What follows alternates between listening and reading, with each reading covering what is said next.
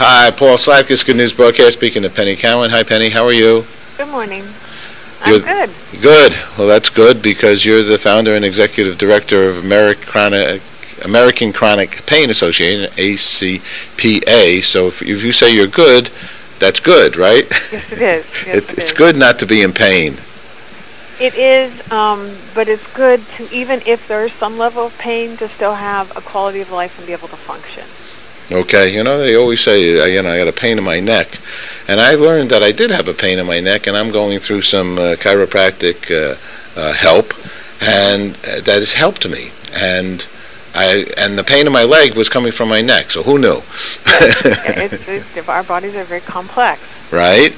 And the only people that do know are your personal health care providers. Okay.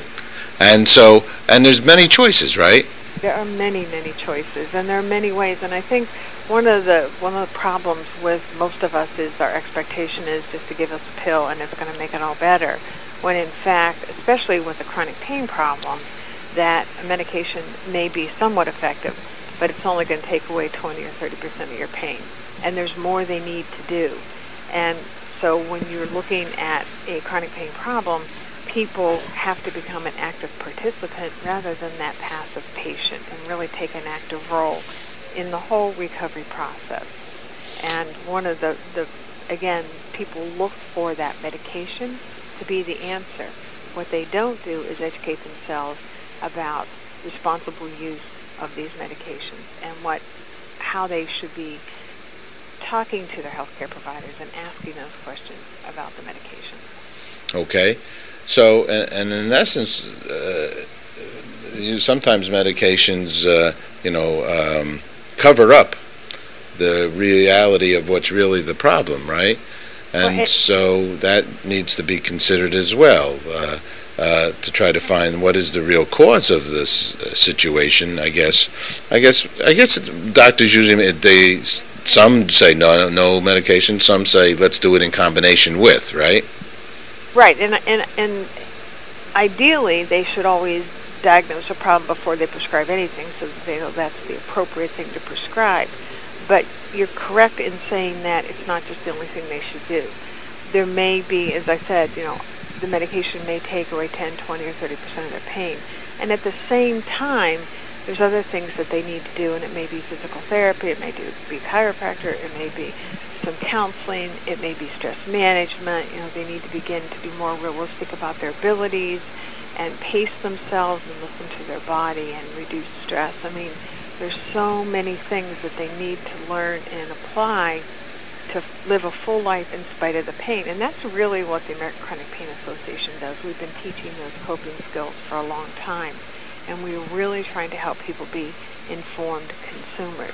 And we actually have a consumer guide to pain medication and treatment right on our webpage, both in a video format and in text, where people can go in and understand exactly what these different medications are, so that when they go to their healthcare provider, they can ask informed questions about, especially the pain medication or the opioid medications, which are something that a lot of people with pain are prescribed. And with that, again, comes a lot of responsibility, appropriate following them and taking them as prescribed, storing them appropriately, and not just putting them on a counter in the medicine cabinet, and then disposing of them properly. Something just came up on your site, the acpa.org website, which we'll link over to. But the FDA take back your drugs on the 25th, which is like tomorrow. Yes. What is that? It's actually a National Take-Back Day because what they're finding are people don't know what to do with their old medications. A lot of them are just leaving them lay around. And again, because some of these medications, people think that this would be fun to take this and get high. They don't understand the real dangers of they could die if they take some of these opioid medications. It's a responsible way to get these medications out of the hands of anybody who should not be taking them and still protect our environment. Right now, all medications are either supposed to be mixed with coffee grounds or kitty litter and disposed, except for those opioids, which are saying you need to flush. Wow. Okay. That's not necessarily the best thing either. So they're having these take-back days, and as you said, on our webpage, acpa.org, if you click on that FDA Take Back Day, it'll give you more information about it. Yeah, we're going to put that up today. That's important. I've done stories literally about with the drug czars here of the country quite a few times about the concern of young people taking the prescribed drugs from their parents' medicine cabinets. Right. I said, "Oh my God, you've got to be really off the charts to do that one." But I think they, part of it is that they believe because they're a prescription medication, they have to be safe. Oh, yeah, don't but it's safe for some reason, for right. some. And that's why, and that is why public education is so very important when you're looking at pain medication. They have to have not just the person who takes the medication and takes it responsibly, stores it responsibly. I mean, they should have access to those medications because it can improve their function. Sure. But we need to make sure that they don't fall into the wrong hands. Yeah, that's good. And we need to educate all of the other people to let them know that these are dangerous drugs that you should not take unless they have been prescribed specifically for you. Shouldn't share them with anyone else, should not take anyone else's medication. In our survey, we found that less than 10% of the people that we surveyed actually shared them with someone else. That's good news.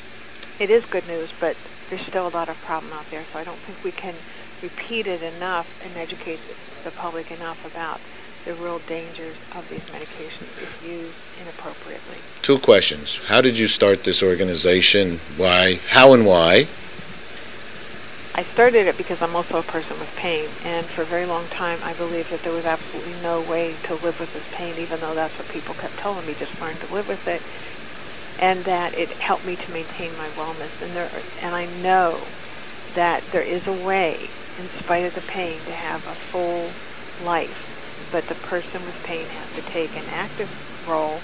They have to accept some of the responsibility, and it's a big part of their responsibility to continue to maintain their wellness, which is what I have been doing for the last 31 years since I left a program. And for the last 30 years doing this organization has allowed me to stay out of that patient role and to be a functional person again. And it's a message of hope to let people know that there's hope and that they're not alone. There's so many people out there, over 100 million people are dealing with some form of chronic pain. Well, you just said a lot of good news, so my last question, Penny, is then what is good news for you?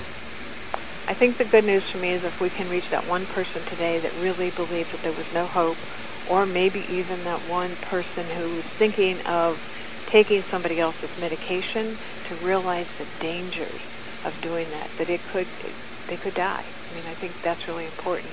And for people with pain who are taking these medications to be very careful with them and talk to their healthcare providers and their pharmacists about them and no one else.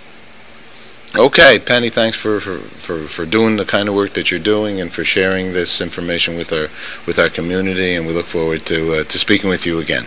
Okay, and I want to let you know we also have a toll-free number, which is 800-533-3231. And what happens when we call that number? We'll actually answer it. Unless we're on the phone, they can leave a message and we will call back. We don't have a long phone tree or anything like that because we know people with pain that call us want to feel better yesterday. Okay, all right. So, and they can ask a serious question. Yes, they can. You're a good person. Penny, Okay, thanks so much. Thank you. All righty. Bye-bye. Bye.